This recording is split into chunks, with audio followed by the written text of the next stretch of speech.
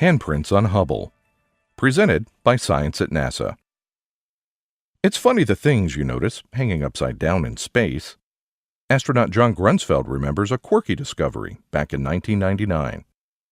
He had just arrived at the Hubble Space Telescope and climbed out of the airlock of Shuttle Discovery to begin a servicing mission. Clinging to a handrail running down the side of Hubble's gleaming exterior, he ran his eyes over the blue planet 350 miles below and tried not to think too hard about the yawning starry expanse behind him. The astronaut, Hubble, and Discovery, connected together, raced around Earth at 17,000 miles per hour. That's when he noticed the handprints. Hubble, having been designed to be human service, means it has handrails, places for people to crawl around, think human scale latches. There's a big handle that you swing to open these big doors.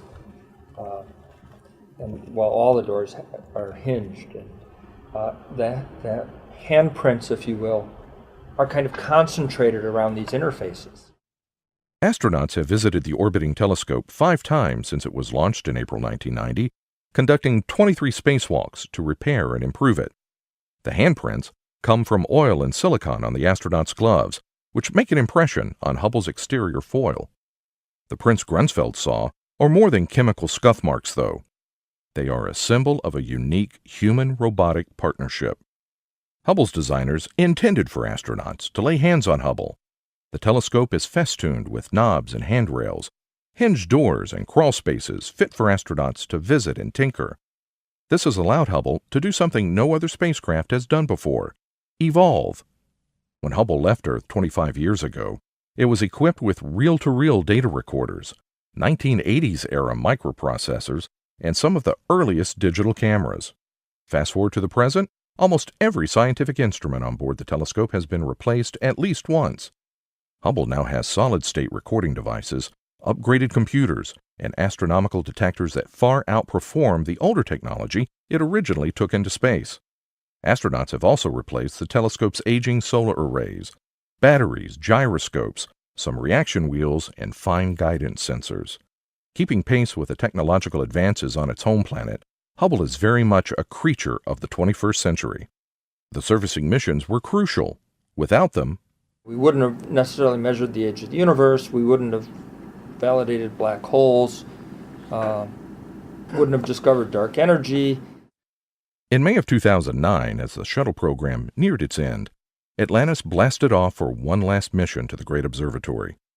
Grunsfeld, who has visited Hubble more often than any other person, was on board. Did everything I could to make sure we'd be successful, designing new tools, new training, new techniques, and we really upped the game on what it took to do the mission. The astronauts had to invent new procedures to do the unprecedented, like removing hundreds of tiny screws and bulky spacesuits.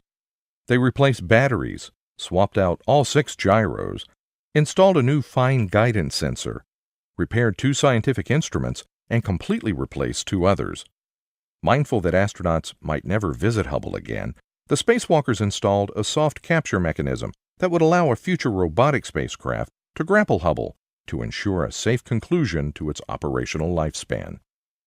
For one last time, Grunsfeld saw the marks of those who performed spacewalks to repair Hubble.